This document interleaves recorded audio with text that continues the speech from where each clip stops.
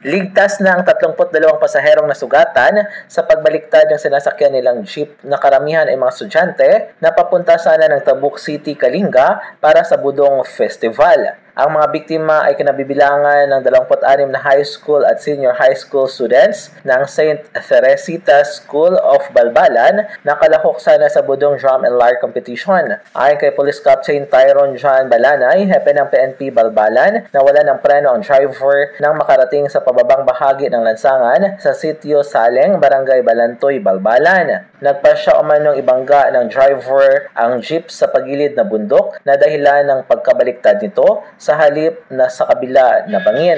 Sa ngayon ay nakalabas na ang ilan sa mga biktima na isinugod sa Kalinga Provincial Hospital habang nasa stable na rin ang kalagayan ng 2 pasaherong inilipat sa pamagamutan sa Tuguegarao City at Tabuk City dahil sa tinamong injury. Patuloy naman ang investigasyon ng pulisya sa aksidente at posibleng mahaharap sa kaukulang kaso ang driver ng jeep, ngunit posible naman aniyang ayusin ito ng mga elders sa pamamagitan ng peace pact o budong.